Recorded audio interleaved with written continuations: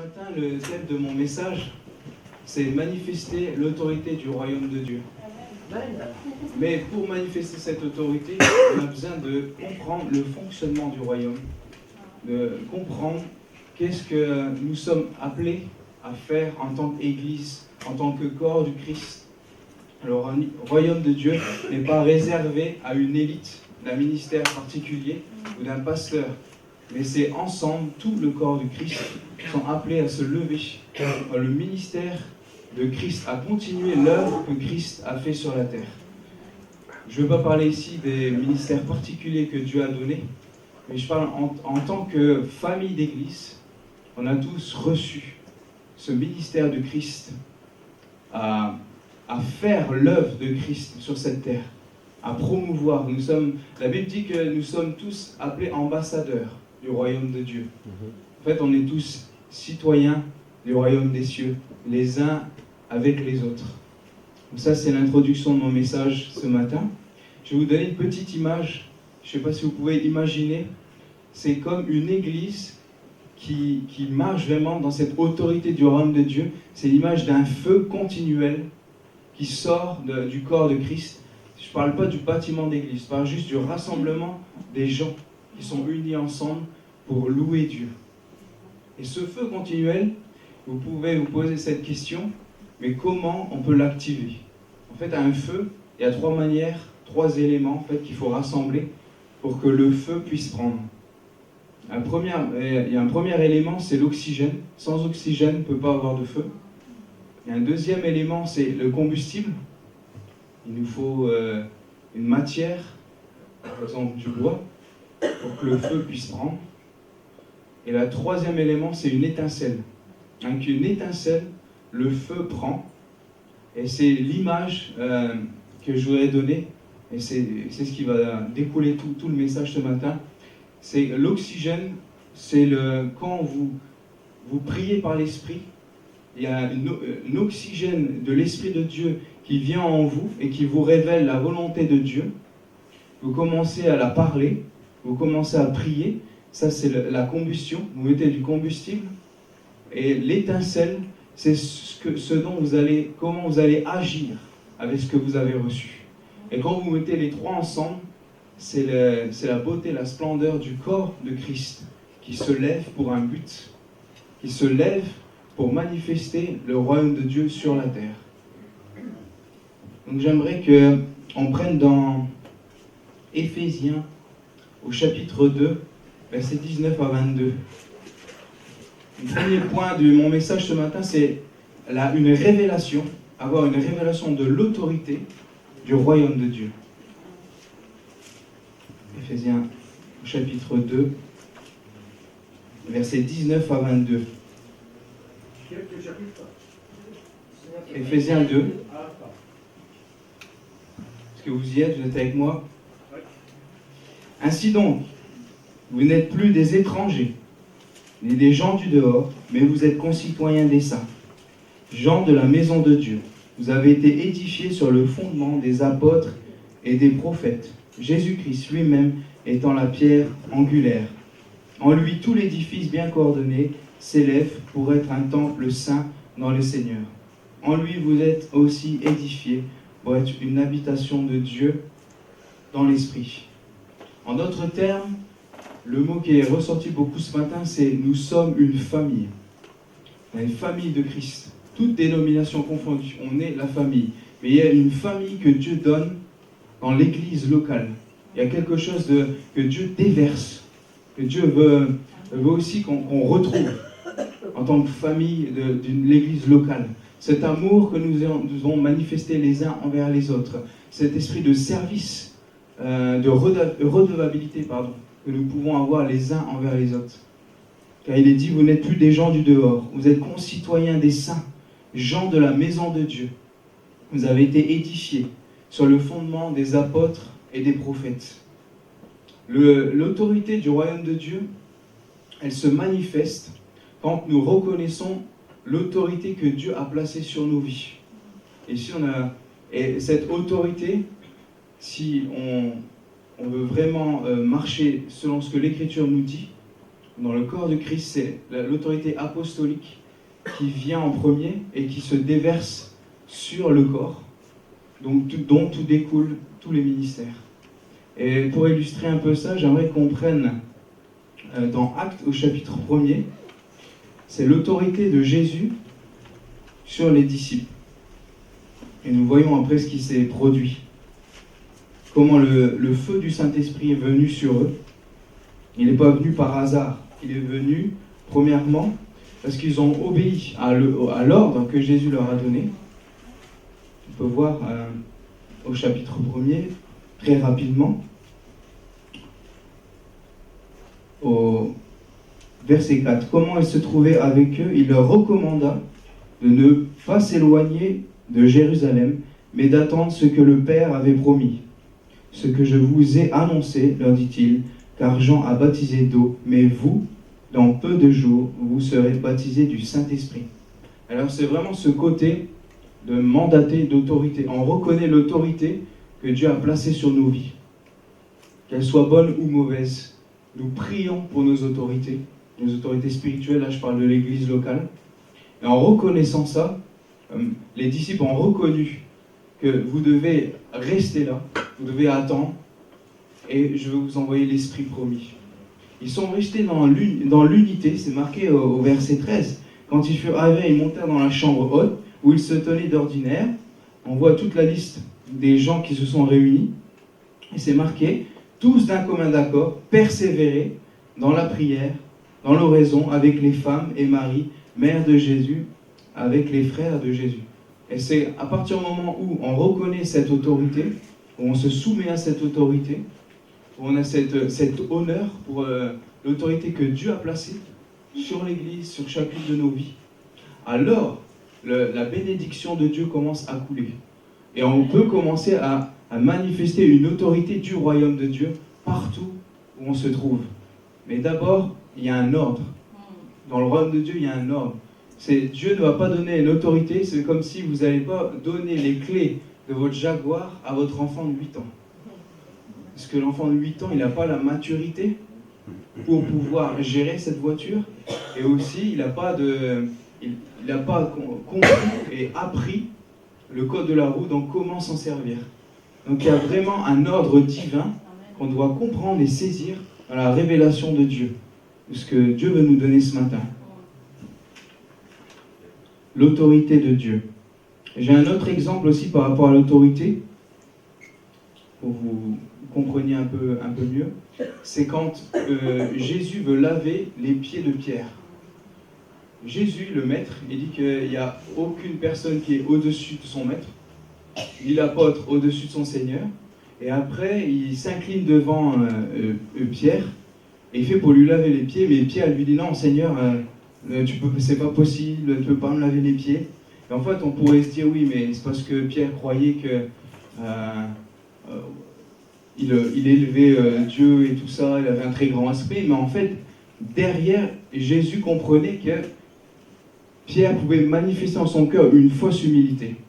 C'est-à-dire que quand on ne laisse pas, quelque part, on ne se laisse pas, reprendre ou enseigner, ne se lève pas quelque part, en fait, Jésus essayait de montrer à Pierre, d'apprendre quelque chose à Pierre, de dire, mais si moi je ne te le fais pas, tu n'auras aucune part dans le royaume de Dieu, avec moi. Parce que Jésus savait très bien que lui, il est le maître, s'il enseigne, Pierre devrait aussi lui-même, par la suite, laver les pieds, donc se soumettre aussi les uns envers les autres. L'autorité que Jésus a donnée, il devrait aussi se soumettre avec les autres apôtres, avec les autres personnes. C'est une soumission mutuelle les uns envers les autres. Et c'est à partir de ce moment-là, c'est souvent ce qu'on manque. On manque le but par rapport à l'autorité du royaume de Dieu. C'est que Dieu ne fonctionne pas comme la pensée humaine. C'est qu'à partir du moment où on voit les gens plus haut que nous-mêmes, où on les reconnaît, on les honore, même s'ils font des erreurs, on prie pour eux, la puissance et l'autorité du royaume de Dieu coulent sur nous. Et ça marche souvent dans la prière aussi. Quand vous commencez à répondre à un besoin particulier pour une personne, c'est comme si spirituellement, vous vous humiliez devant elle. Et vous priez pour elle. Alors c'est comme si l'autorité de Dieu commence à couler de vos vies sur sa vie. Et ça, c'est merveilleux. C'est une manière de comprendre l'autorité de Dieu en tant que corps de Christ. Un deuxième point, c'est nous avons besoin, pour manifester l'autorité du royaume de Dieu, on a besoin d'une révélation du fonctionnement du royaume de Dieu. Et ça, c'est mon vœu, c'est un de mes rêves les plus précieux. C'est que vraiment l'Église de Jésus-Christ, partout dans le monde, comprenne la révélation de comment le corps du Christ doit fonctionner en tant que famille et en tant qu'Église, de communauté. Comment elle doit marcher dans cette autorité, comment elle doit comprendre cette révélation qu'on est tous ambassadeurs, on a tous quelque chose à faire avec ce royaume de Dieu pour qu'il se manifeste sur la terre et hors des murs de cette Église pour répondre aux besoins de la société. Alors, dans le royaume de Dieu, nous avons tous, c'est les ministères de Christ. Donc c'est les dons ministères et on a aussi les dons spirituels. Nous pouvons voir ça dans Éphésiens 4, au verset 7 à 16.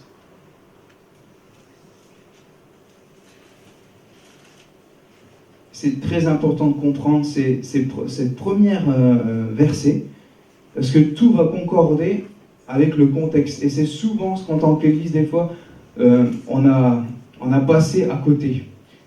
Au verset 7, il est dit « Mais à chacun de nous, la grâce a été donnée selon la mesure du don de Dieu, du don de Christ. C'est pourquoi il est dit, étant monté en haut, il a emmené des captifs, il a fait des dons aux hommes aussi.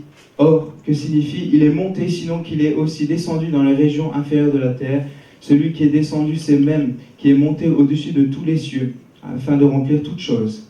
Il a donné les uns comme apôtres, les autres comme prophètes, les autres comme évangélistes, les autres comme pasteurs et docteurs, pour le perfectionnement des saints, en vue de l'œuvre du ministère et de l'édification du corps de Christ, jusqu'à ce que nous soyons tous parvenus à l'unité de la foi et de la connaissance du Fils de Dieu, à l'état d'homme fait à la mesure de la stature parfaite de Christ, afin que nous soyons plus des enfants, flottants et emportés à tout vent de doctrine, par la tromperie des hommes, par leur ruse, dans les moyens de séduction, mais que professant la vérité dans l'amour, nous croissions à tous égards en celui qui est le chef, Christ.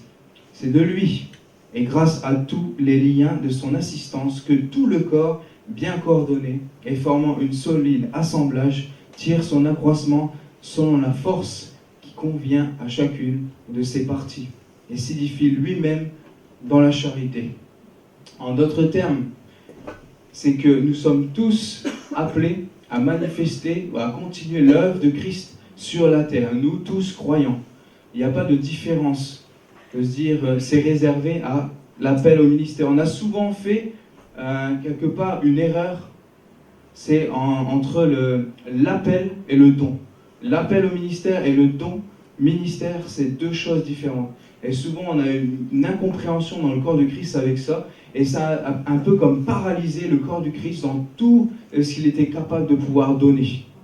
Parce que si je vous dis maintenant, au verset 7, « Mais à chacun de nous, la grâce a été donnée selon la mesure du don de Christ. » La grâce a été donnée à chacun, mais selon la mesure du don de Christ. Ça veut dire que vous avez tous reçu tous les ministères dons, mais selon la mesure du don de Christ.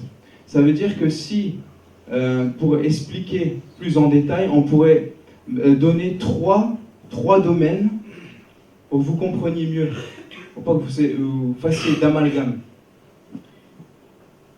Donc, premièrement, il y a cette mesure de Christ qui a été déversée à tous les croyants. C'est le ministère des saints. Ça veut dire que c'est une mesure qui a été donnée pour chaque. On peut tous manifester la prophétie. On peut tous être évangélistes, on peut tous être apôtres, on peut tous être enseignants, on peut tous être docteurs, mais on n'a pas tous l'appel d'enseignant, l'appel au ministère de prophète. c'est la mesure qui a été donnée. Vous savez, c'est comme une bouteille de 1,5 litre. Et Jésus fait le choix de... Vous êtes tous des bouteilles, par exemple, une image. Et il y a tous, par exemple, une mesure de Christ qui a été répandue à chacun, selon ce que Christ veut donner à chacun. Donc vous avez tous ces dons. Donc pour le ministère des saints, donc vous équipez les uns les autres, vous édifiez les uns les autres, vous enseignez, vous êtes pasteurs les uns les autres, vous pouvez prophétiser les uns sur les autres. Ça, c'est le corps de Christ. C'est ce que vous êtes, vous, en tant qu'ambassadeur de Christ. Le ministère de Christ, l'œuvre de Christ sur la terre. C'est vous. Christ habite en vous. Le deuxième domaine, c'est une mesure du don de Christ qui est beaucoup plus élevée que, on va dire, que le premier niveau. C'est une personne qui, quand il commence à prier ou à s'intéresser aux besoins des autres, il s'aperçoit qu'il y a un des dons de ministère où il a une mesure beaucoup plus grande, où il est plus à l'aise, où il opère beaucoup plus facilement que la communauté entière. Par exemple, on pourrait se dire, mais il y a une personne, vous sentez que vous êtes à l'aise quand vous parlez aux gens, vous vous souciez de son besoin, vous le contactez régulièrement, vous les priez avec elle, la personne s'ouvre facilement à vous. Vous apercevez au bout d'un moment que ce don de Christ est fort en vous, et c'est le côté pastoral qui ressort. Mais ça ne veut pas dire que vous n'êtes pas aussi prophétique ou que vous n'êtes pas aussi évangéliste, puisque Jésus est entier en vous. Il n'est pas séparé. L'Esprit de Dieu n'est pas séparé en vous. Vous avez tout pleinement en Christ, la Bible nous dit. C'est juste cette compréhension, cette révélation de comment le fonctionnement du royaume de Dieu, vraiment comment on peut opérer dans ce royaume afin de manifester cette autorité qui vient du ciel, pour qu'on puisse vraiment vivre les choses du ciel sur la terre, avoir une influence sur la société. Donc c'est cette mesure, c'est pour ça qu'il ne faut pas vous bloquer dans vos raisonnements, de dire que non, c'est réservé que pour l'appel au ministère, non, moi je reste à ma place, non. Restez ouverts à ce que Christ a tout pour vous. Il a tout donné pour vous. Entrez là-dedans. Entrez dans tous ces dons ministères. Entrez dans tous ces dons de l'Esprit Saint. Vous avez tout pleinement en Christ. Et le troisième domaine, cette mesure qui est beaucoup plus élevée, mais par rapport au deuxième domaine, c'est que cette mesure du don de Christ a été déversée d'une manière, quelque part, un peu jusqu'à, pas déborder, mais c'est comme votre bouteille d'un litre 5, d'un coup, vous apercevez qu'elle est remplie par rapport aux 5 dons. Il y en a un que vous manifestez, mais c'est pas juste pour une saison, comme dans le deuxième domaine. C'est tout le temps. Vous opérez toujours dans le même don. Il y a quelque chose qui reste sur vous, et c'est à vie. C'est pour toute votre vie. C'est une grâce qui a été donnée de Dieu, et c'est l'apôtre et l'équipe de ministère qui voient ça sur vous. Et parfois même, ça a été prophétisé. Vous avez reçu, en fait, c'est l'appel au ministère. Quand vous avez l'appel au don du ministère, c'est un ministère particulier du don de Dieu qui a été répandu sur vous.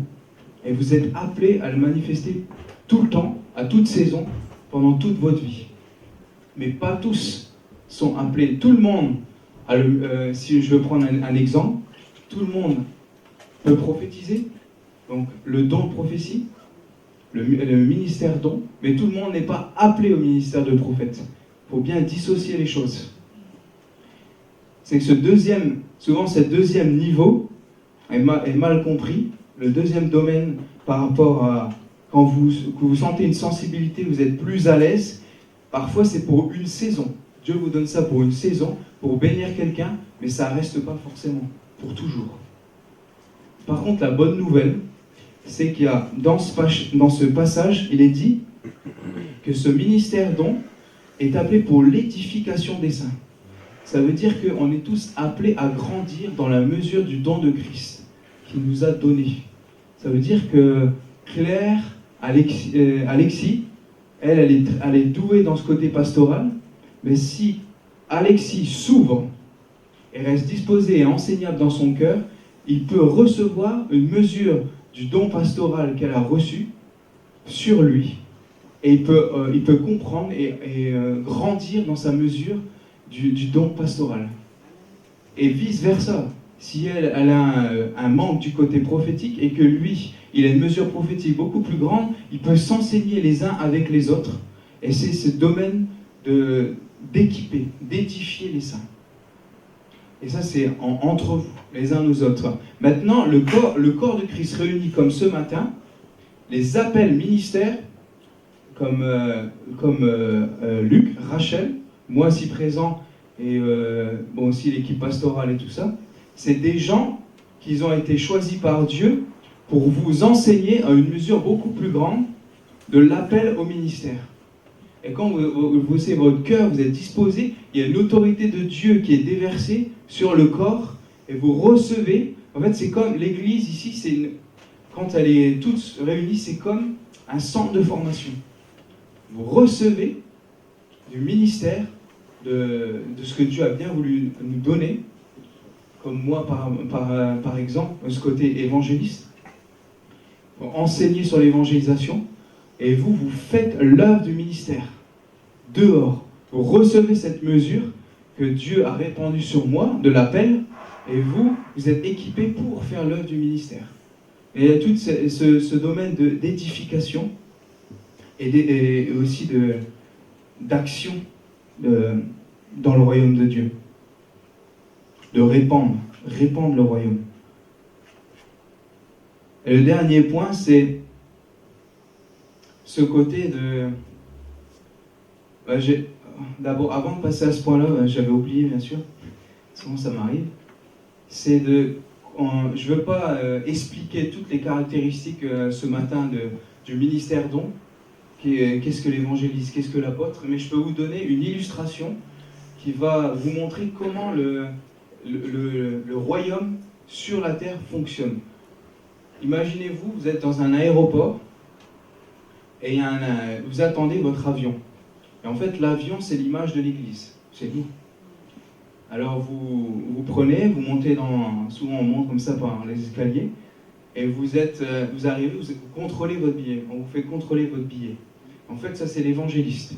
L'évangéliste, il regarde bien et s'assure bien que vous êtes sauvé, que vous avez bien reçu votre ticket pour le ciel. C'est l'image de l'évangéliste. Après, il y a les hôtesses qui vont vous emmener à votre place et qui vont vous servir tout au long du voyage. C'est l'image de tout ce qui est pastoral. Le pasteur et les enseignants. Tout le côté docteur, enseignant. Cette image-là. Et après, on va plus loin maintenant. Avant que l'avion ne décolle, il y a le pilote et le copilote. Le pilote, c'est l'image de l'apôtre. Lui, il a reçu le mandat de l'Église. Il a reçu la vision de l'Église. Et c'est lui qui va stimuler, qui va encourager, qui va équiper les saints, qui va lui insuffler, les encourager à rentrer dans l'appel que Dieu a mis sur votre vie. Il va vraiment donner un souffle. Il a un esprit pionnier. Il va sur des terres qui ont encore été inexplorées. Et à côté, au copilote, nous avons le prophète. Le prophète, il voit beaucoup plus loin que l'apôtre. L'apôtre, il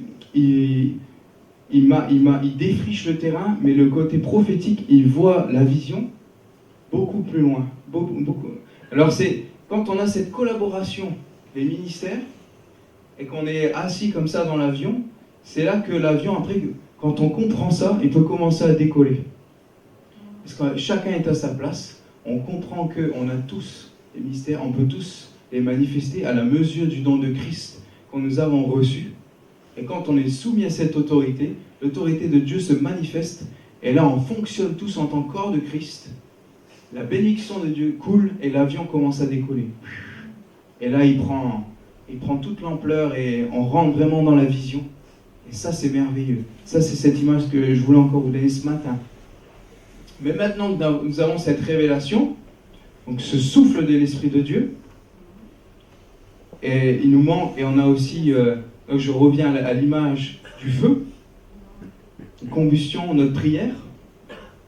Donc ça, c'était l'oxygène, la révélation du Saint-Esprit, la révélation de l'autorité de Dieu, la révélation de comment on fonctionne dans ce royaume de Dieu. Je ne vais pas vous parler des dons ce matin, mais on a tous reçu aussi tous les dons. C'est juste que tout ce que Dieu nous demande, c'est d'obéir, de commencer à prier pour les gens. Et Dieu lui-même va répondre aux besoins. Il fait descendre le don au moment où la personne en a besoin. Ce n'est pas pour nous, parce que quelque part, c'est sa gloire, c'est lui. Et lui veut toucher le cœur des gens. Et à ce moment-là, quand on est disposé à répondre aux besoins des gens, Dieu fait descendre le don qu'il faut pour répondre aux besoins de la personne. Et ça, c'est pour tous les croyants. Donc, maintenant aussi, il nous manque quelque chose, c'est opérer dans l'autorité du royaume par une prière efficace. Et cette prière efficace, on va prendre dans Jean chapitre 5, versets 1 à 9, et vous verrez là où je veux en venir. Vous allez me dire, mais pourquoi il a pris cette référence ?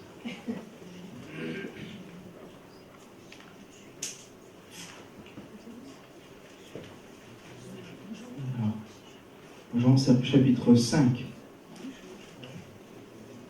Après cela, il y eut une fête des Juifs, et Jésus monta à Jérusalem. Or, à Jérusalem, près de la porte des brebis, il y a une piscine qui s'appelle en hébreu Bethesda, et qui a 5 portiques. Sous ces portiques étaient couchés en grand nombre des malades, des aveugles, des boiteux, des paralytiques, qui attendaient le mouvement de l'eau, car un ange descendait de temps en temps de la piscine et agitait l'eau, et celui qui descendait le premier auprès de l'eau, avait été agité et était guéri, quel que fût le malade.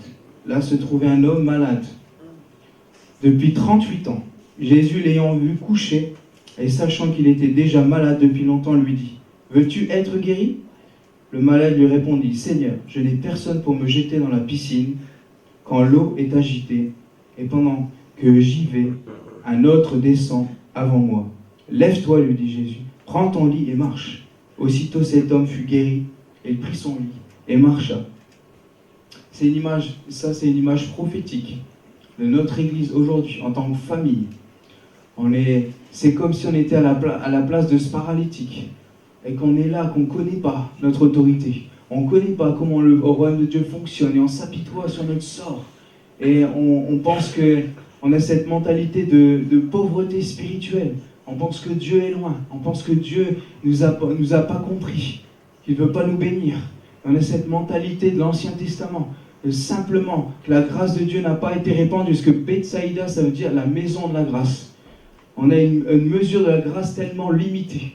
Et on se laisse dans notre religiosité, comme dans l'Ancien Testament, où la grâce de Dieu a été répandue sur très peu de personnes, sur les prophètes, sur les rois. Et certains sacrificateurs pouvaient être en communion avec Dieu.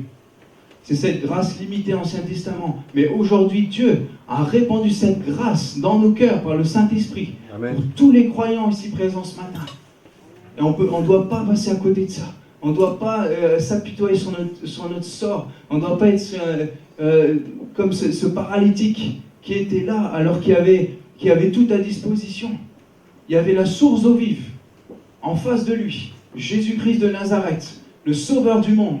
Et lui s'apitoyer, non, je ne peux pas y aller. Il restait dans cette mentalité d'apitoiement sur lui-même. Alors que l'eau vive était là, avec lui. Et qu'est-ce qu'il a dit ? Il a dit, mais lève-toi et marche. Prends l'autorité que Dieu t'a donnée, lève-toi dans cette autorité. Comprends comment ça fonctionne. Comprends comment l'autorité du royaume est déversée. Fonctionner. C'est ça, cette prière efficace.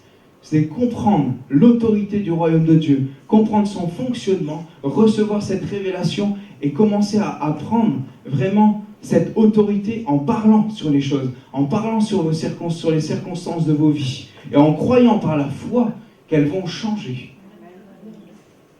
Amen. Et il nous manque quelque chose pour que ce feu de l'Église devienne continuel.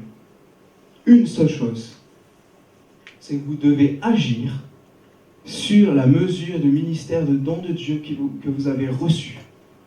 Vous avez tout pleinement en Christ. Et cette mesure de ministère, vous devez la mettre en action. Là où vous êtes, dans vos connect groupes, sur vos lieux de travail, avec vos collègues, dans vos activités, vous avez la mesure du ministère de Christ. Vous devez influencer, continuer l'œuvre que Christ a fait sur la terre. Manifester le royaume des cieux sur la terre.